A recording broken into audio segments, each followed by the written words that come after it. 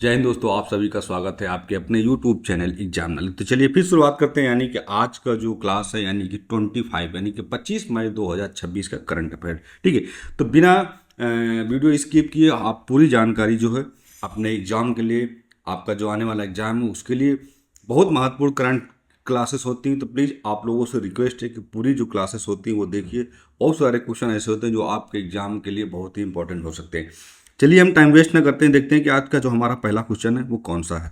ठीक है, तो पहला क्वेश्चन अगर हम बात करते हैं, भारतीय वैज्ञानिकों द्वारा जो विकसित दुनिया का पहला आर्टिफिशियल इंटेलिजेंस यानी कि एआई आधारित जो प्लांट है वो जीन एडिटर जो है वो कौन सा है। ठीक है, तो अगर हम सही आंसर की बात करते हैं, इसका जो सही आंसर होगा वो होगा ऑप्शन नंबर क्या, बी। ठीक है, यानी कि प्लांट ओपन कृषि जो वो आर्टिफिशियल इंटेलिजेंस यानी एआई द्वारा जो है वो पहला जो प्लांट है वो आधारित किया गया है। ठीक है, अगर हम देखते हैं इसके अगर ऑप्शन की बात करते हैं, इसका जो ऑप्शन, ठीक है, हाँ, तो जैसे कि ये भारतीय कृषि अनुसंधान जो परिषद है यानी कि ICAR, यानी कि एक जो होता है कि राष्ट्रीय चावल अनुसंधान संस्थान, वो होता है क्या है, NRI। ठीक है, वो क्या होता है, NRI।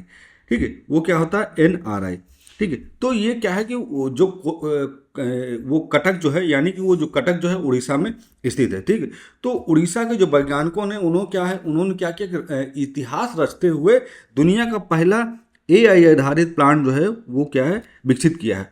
तो यह जो एआई प्लांट विकसित किया है ये किस चीज़ में तरक्की करेगा, तो देखते हैं यानी कि यह जो है ये तकनीकी फसलों की जो किस्में हैं उनको तेजी से और सटीक सटीकता के रूप में सुधारने में क्या है, मदद करेगा। जिससे क्या होगा कि जिससे जलवायु परिवर्तन के अनुकूल जो फसलें हैं वो क्या है, तैयार की जा सकेगी। ठीक है, अब हम बढ़ते हैं। नेक्स्ट क्वेश्चन है कि केंद्र सरकार ने हाल ही में किस मंत्रालय के तहत जीवन ऐप और शतायु डैशबोर्ड जो है वो लॉन्च किया है। ठीक, यानी कि अगर हम देखते हैं कि केंद्र सरकार ने क्या है, किस मंत्रालय के तहत जो है वो जीवन ऐप और शतायु डैशबोर्ड जो है वो लॉन्च किया है। ठीक है, तो इसका जो ऑप्शन होगा वो होगा ऑप्शन नंबर बी। ठीक है, यानी कि सामाजिक न्याय और अधिकारिता मंत्रालय के द्वारा क्या है कि जीवन ऐप और शतायु डैशबोर्ड को जो है लॉन्च किया गया है। ठीक है, तो केंद्र सरकार ने ये ऐप जो है वो लॉन्च किया है। ठीक है, अगर हम इसकी बात करते हैं कि इसका जो उपयोग है वो किन लोगों के ऊपर प्रभाव पड़ेगा, इससे क्या हमें बेनिफिट होगा। ठीक है, तो सामाजिक और न्याय और अधिकारिता मंत्री की बात करें तो वो हैं डॉक्टर वीरेंद्र कुमार। ठीक है, तो ये जो है वरिष्ठ नागरिक यानी कि सीनियर सिटीजन और वृद्धजनों के कल्याण और उनकी जो समस्या होती है तो उनकी समस्याओं का समाधान करने के लिए उन्होंने क्या किया,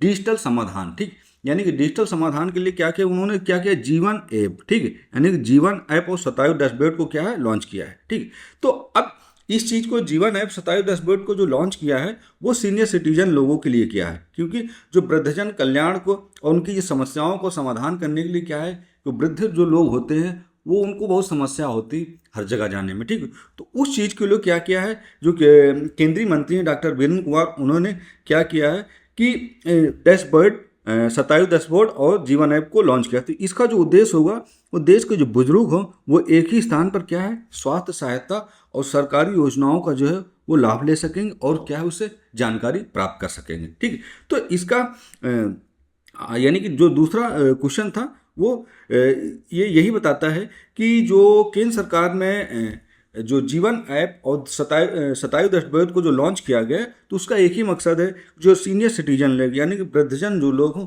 उनकी समस्याओं का समाधान करने के लिए ये एआई आधारित यानी कि ऐप जीवन ऐप और शतायु डैशबोर्ड को क्या है, लॉन्च किया गया है। ठीक है, अब बनते हैं कि हमारा जो अगला क्वेश्चन कौन सा है। ठीक है, तो हाल ही में क्या है कि लद्दाख के राज्यपाल ने किस संस्था के साथ देश का पहला भूतापीय ऊर्जा संयंत्र यानी कि जियो थर्मल पावर को प्लांट को जो है स्थापित करने और MOU को 5 साल के लिए बढ़ा दिया है। ठीक, यानी कि वो समझौता किया तो MOU पर हस्ताक्षर करके क्या है कि 5 साल के लिए उस चीज़ को क्या है, बढ़ा दिया है। ठीक, तो अगर इसका हम सही आंसर की बात करें तो जो ऑप्शन नंबर बी है हमारा, ठीक, यानी कि ONGC। ठीक, अब ONGC क्या होता है, तो ONGC जो होता है वो होता है oil and natural gas corporation के साथ क्या है कि लद्दाख का जो पूगा है, ठीक है, यानी कि लद्दाख का जो पूगा है, पूगा घाटी है, तो भारत का पहला भूतापीय ऊर्जा संयंत्र जो है वो स्थापित करनी है, यानी कि जियो थर्मल पावर प्लांट को क्या है स्थापित करने के लिए क्या है कि लद्दाख के जो उपराज्यपाल है उन्होंने 5 साल के लिए क्या है समझौता किया, यानी कि MOU पे क्या है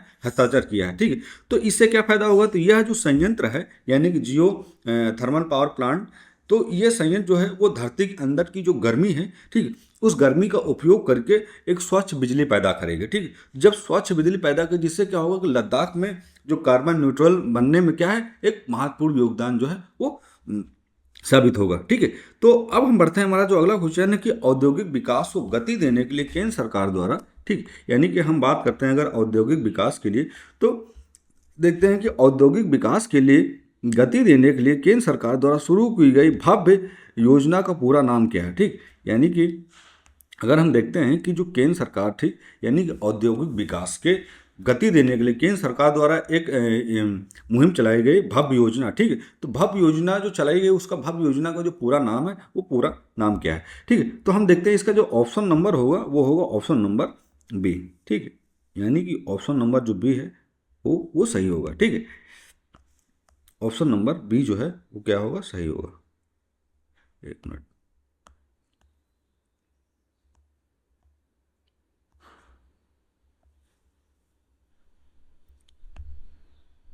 ठीक है। यानी कि जो हमारा ऑप्शन नंबर है वो है बी, ठीक। यानी कि अगर हम भव्य योजना का पूरा नाम की बात करें तो वो होगा भारत औद्योगिक विकास योजना, ठीक। क्या होगा, भारत औद्योगिक विकास योजना। तो औद्योगिक विकास को गति देने के लिए क्या है, केंद्र सरकार ने भारत औद्योगिक विकास योजना का क्या है वो एक सरकार द्वारा एक मुहिम चलाई गई, ठीक है। तो अगर हम देखते हैं इसका क्या प्रभाव पड़ेगा लोगों के बीच में, इससे क्या चीज़ें और अधिक विकसित होंगी, ठीक है। तो हम देखते हैं यानी घरेलू विनिर्माण, ठीक। क्या है, घरेलू विनिर्माण, यानी कि मैन्युफैक्चरिंग को बढ़ावा देने के लिए, औद्योगिक गलियारों को मजबूत करने के लिए सरकार ने क्या कि भव्य, ठीक है, सरकार ने क्या कि भव्य,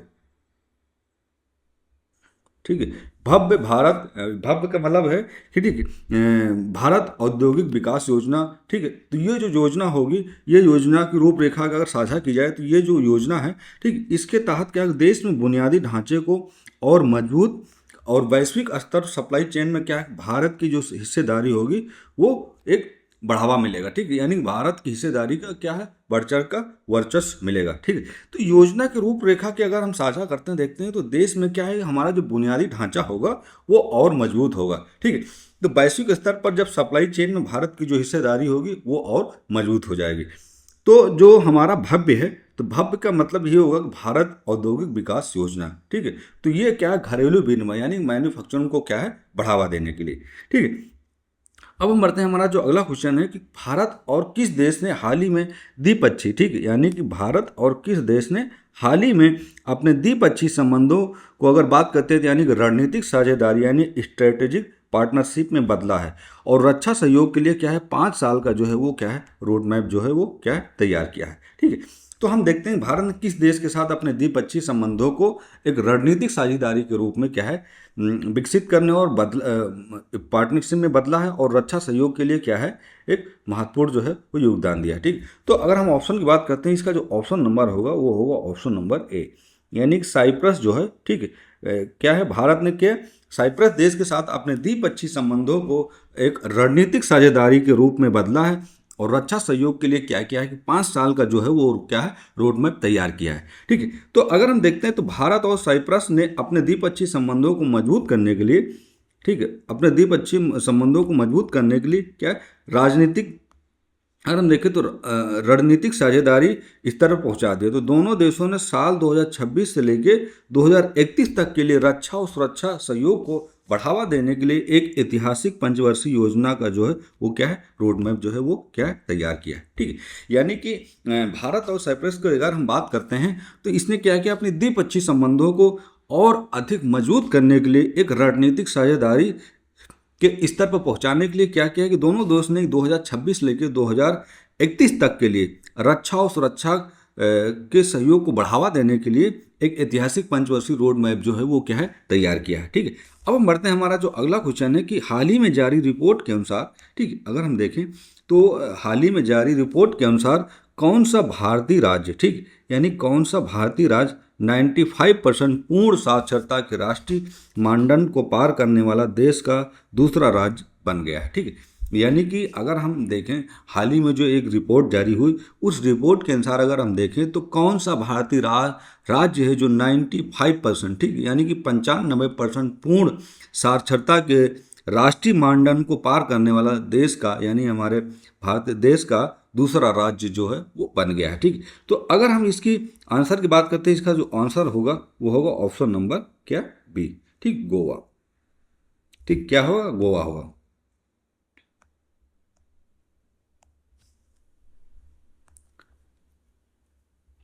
ठीक, इसका जो आंसर होगा वो क्या होगा, गोवा। ठीक है, तो हम देखते हैं इसका इसका जो वर्चस्व, अगर इसकी हम बात करते हैं तो केरल के बाद अगर बात करें, ठीक है, यानी फर्स्ट नंबर पे जो तो केरल। ठीक है, यानी फर्स्ट पे जो है वो क्या है, केरल। ठीक है, फर्स्ट पे केरल और दूसरे नंबर पे क्या है, गोवा। ठीक है, गोवा। ठीक है, फर्स्ट पे क्या है, केरल, दूसरे नंबर पे गोवा। तो केरल के बाद गोवा जो है भारत का, ठीक है, केरल के बाद अगर हम बात करें तो गोवा जो है भारत का दूसरा राज्य बन गया है, जो जिसने राष्ट्रीय स्तर पर निर्धारित 95% पूर्ण साक्षरता यानी फुल लिटरेसी के मानदंडों को क्या है, सफलतापूर्वक पार कर लिया है। तो गोवा के जो मुख्यमंत्री हैं, ठीक है, यानी अब ये चीज़ याद रखना जरूरी है कि जो गोवा के जो मुख्यमंत्री हैं, ठीक है, वो हैं डॉक्टर प्रमोद सावंत ने क्या कि राजस्व दिवस के समारोह के करीब इसकी एक आधिकारिक घोषणा जो है वो क्या है, की है।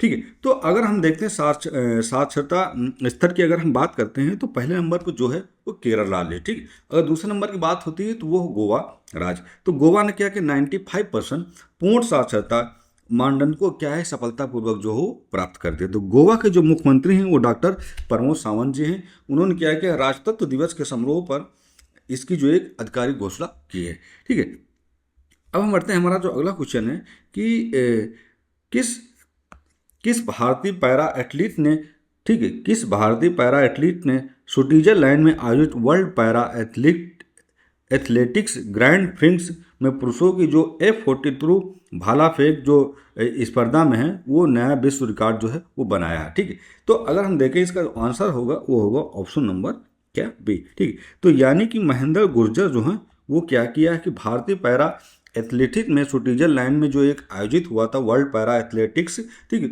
उसमें क्या किया इन्होंने, भाला फेंका है। तो ये क्या है, एक नया विश्व रिकॉर्ड जो है वो बनाया है। ठीक है, तो भारतीय पैरा एथलीट की अगर बात करें तो महेंद्र गुर्जर ने स्विट्जरलैंड के नोटविल में आयोजित world para athletics grand prix पुरुषों में क्या है कि F42 भाला फेंक स्पर्धा में 61.17 मीटर की दूरी के साथ एक नया शानदार जो है वो विश्व रिकॉर्ड यानी कि वर्ल्ड रिकॉर्ड बनाकर उन्होंने क्या किया, इतिहास रचा है। ठीक है, तो अब बढ़ते हम, हमारा जो अगला क्वेश्चन है कि नीति आयोग, ठीक है, यानी कि नीति आयोग के अगर हम वर्तमान आंकड़ों के अनुसार अगर हम बात करें तो भारत किस देश को पछाड़ कर दुनिया की जो है वो चौथी सबसे बड़ी अर्थव्यवस्था यानी कि फोर्थ लार्जेस्ट इकोनॉमी जो है वो क्या है, बन गया है। ठीक है, तो नीति आयोग के वर्तमान आंकड़ों के अनुसार अगर हम बात करते हैं तो भारत किस देश को पछाड़ कर, यानी कि भारत जो हमारा भारत देश है वो किस देश को पछाड़ कर दुनिया की चौथी जो है सबसे बड़ी अर्थव्यवस्था यानी फोर्थ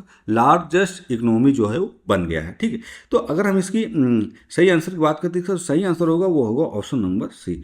ठीक है, यानी कि जापान को क्या है, भारत ने पछाड़ दिया। ठीक है, तो नीति आयोग के वर्तमान आंकड़ों के अनुसार जो है तो भारत ने क्या है, जापान को पछाड़कर दुनिया की चौथी सबसे बड़ी अर्थव्यवस्था जो है वो क्या है, बन गया है। ठीक, तो नीति आयोग के जो सीईओ हैं, ठीक है, अब हम बात करते हैं जो हमारे नीति आयोग के जो सीए हैं वो है BVR सुब्रमण्यम द्वारा साझा की गई जानकारी के मुताबिक भारत जो है आर्थिक मंचों पर तेजी से आगे बढ़ते हुए क्या है, जापान को पछाड़कर दुनिया की चौथी सबसे बड़ी अर्थव्यवस्था बन गया है। तो भारत की GDP विकास दर की वैश्विक स्तर पर सबसे तेजी बन गई। ठीक है, यानी कि जो हमारे नीति आयोग के जो सीईओ हैं वो BVR सुब्रमण्यम द्वारा साझा की गई जानकारी के मुताबिक बात करते हैं तो भारत जो है वो आर्थिक मंच पर तेजी से आगे बढ़ रहा है। तो ये बढ़ते हुए क्या किया कि जापान को पछाड़ कर, ठीक है, यानी कि अभी हम देखें चौथे नंबर पर अगर जापान था तो उसको पछाड़ कर दुनिया की चौथी सबसे बड़ी अर्थव्यवस्था बन चुका है। तो भारत की जो हम बात करते हैं यानी कि GDP दर, विकास दर जो है वो वैश्विक स्तर पर क्या है, तेजी से बनी हुई है, यानी कि ग्रोथ लेवल पर जो है वो चल रही है। ठीक है, अब हम बढ़ते हैं, हमारा जो अगला क्वेश्चन है कि अगला जो हमारा क्वेश्चन है कि एशियाई एथलेटिक्स चैंपियनशिप में पुरुषों की जो 10,000 मीटर और 5,000 मीटर दोनों दौड़ों को में स्वर्ण पदक गोल्ड मेडल जीतने वाले भारतीय धावक का कौन है। ठीक है, यानी कि अगर हम देखें कितना, 10,000, ठीक है, 10,000 ठीक है, और क्या दूसरा क्या है 5,000, ठीक है 5,000। इन दोनों दौड़ों को स्वर्ण पदक यानी गोल्ड मेडल जीतने वाले भारतीय जो धावक हैं वो कौन से हैं, ठीक है। तो हम देखते हैं ये जो भारतीय धावक हैं वो कौन सा है, तो इसका जो ऑप्शन नंबर होगा वो होगा ऑप्शन नंबर बी, ठीक। यानी कि गुलबीर सिंह जो थे, ठीक, उन्होंने क्या किया कि 10,000 मीटर और 5,000 मीटर दोनों को दौड़कर उन्होंने क्या गोल्ड मेडल जीतने वाले जो हैं वो भारतीय हैं। कौन? गुलबीर सिंह, ठीक। तो गुरवीर सिंह के नाम हम बात करते हैं तो भारतीय एथलीट्स जो हैं गुरवीर सिंह ने दक्षिण कोरिया की गुमी में आयोजित एशियाई एथलेटिक्स चैंपियनशिप में पुरुषों की जो 10,000 मीटर दौड़ के बाद फिर उन्होंने क्या किया 5,000 मीटर दौड़ में अगर हम 10,000 मीटर दौड़ के बाद 5,000 मीटर दौड़ में उन्होंने क्या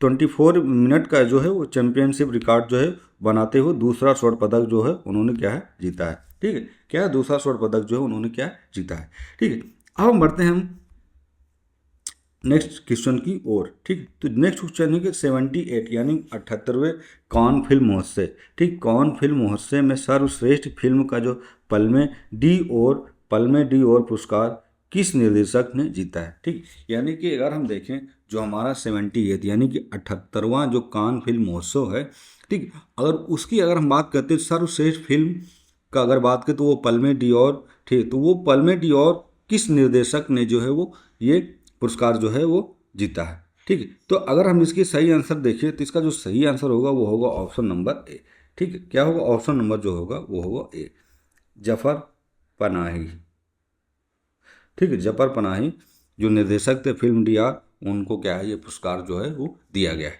ठीक है। तो प्रसिद्ध ईरानी फिल्म निर्माता, ठीक है, ये क्या है प्रसिद्ध ईरानी फिल्म निर्माता हैं जफर पनाही।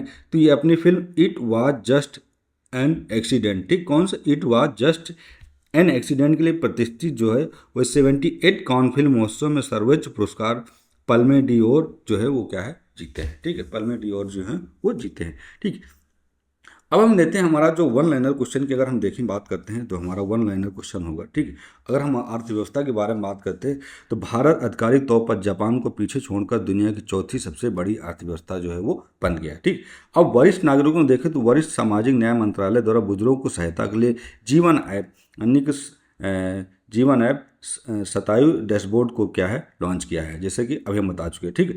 अब कृषि में क्या कि ICAR-NRI कटक वैज्ञानिकों ने क्या है यानी कटक जो है हमारा उड़ीसा में, तो वैज्ञानिकों द्वारा दुनिया का पहला AI आधारित प्लांट जो है वो जीन एडिटर प्लांट क्या है वो बनाया है, विकसित किया है, ठीक। अगर हम बात करते हैं ऊर्जा की तो भारत का पहला भूतापीय ऊर्जा संयंत्र यानी जियो थर्मल पावर प्लांट का जो लद्दाख के पूगा घाटी में ONGC के द्वारा जो है वो क्या है स्थापित किया गया है, ठीक है। अब हम बात करते हैं साक्षरता दर की, तो साक्षरता दर की अगर बात करते हैं देखते हैं तो गोवा राज्य ने क्या कि 95% पूर्ण साक्षरता का राष्ट्रीय मानदंड पार करके देश का दूसरा सबसे साक्षर राज्य जो है वो दर्जा हासिल हुआ, ठीक। जो पहला जो था हमने बताया कि पहला जो हमारा है पहले नंबर पर केरल है, ठीक, पहले नंबर पर क्या केरल है। अब हम बात करते हैं अंतर्राष्ट्रीय संबंध, तो भारत और साइप्रस ने अपने संबंधों को रणनीतिक साझेदारी में बदला है और 5 साल का डिफेंस रोड मैप तैयार किया, ठीक, यानी कि 2026 से 2000, ठीक है, यानी कि 2031 तक, ठीक है। अब हम बात करें खेल समाचार के, धावक गुलबीर सिंह ने क्या किया एशियाई एथलेटिक्स चैंपियनशिप में भारत के लिए 2 स्वर्ण पदक जीता है, कौन सा, एक 5,000 किलोमीटर, एक 10,000 किलोमीटर, ये दोनों स्वर्ण पदक जो है वो अपने नाम किए, ठीक। अब 78 फिल्म महोत्सव की अगर बात करें तो ईरानी जो डायरेक्टर हैं जफर पनाही को पल्मे डी और से क्या है सम्मानित किया गया है, किस ओर से सम्मानित किया, पल्मे डी और से क्या है उनको सम्मानित किया गया है। इनकी जो फिल्म थी वो थी इट वाज, ठीक, इनकी जो फिल्म थी it was just an accident, उसके लिए क्या है इनको सम्मानित किया गया, ठीक है। अगर हम स्वच्छ ऊर्जा की बात करते हैं तो भारत का पहला भूतापीय ऊर्जा संयंत्र जियो थर्मल पावर प्लांट जो है वो लद्दाख के पूगे में क्या है पूरी घाटी में ONGC द्वारा जो है वो स्थापित किया गया है, ठीक है। तो स्वास्थ्य क्षेत्र की बात करते हैं तो वर्ल्ड हेल्थ असेंबली की देखें तो एंटी माइक्रोबियल रेजिस्टेंस की MR की देखो तो एक नया वैश्विक संकल्प जो है वो क्या है पारित किया गया है, ठीक है। तो आज का जो हमारा करंट का जो टॉपिक था वो बहुत ही महत्वपूर्ण था आप लोगों के एग्जाम के लिए, ठीक है। तो इसीलिए हम कहते हैं कि आप प्लीज़ हमारे साथ शुरू से लेकर लास्ट तक जरूर बने रहिए, ठीक है। तो प्लीज़ आप लोगों से रिक्वेस्ट है कि प्लीज़ इस क्लास को आप लोग लाइक करिए, सब्सक्राइब करिए, कमेंट करिए, अपने दोस्तों को शेयर करिए। फिर हम मिलेंगे नेक्स्ट क्लास के साथ। जय हिंद, जय भारत।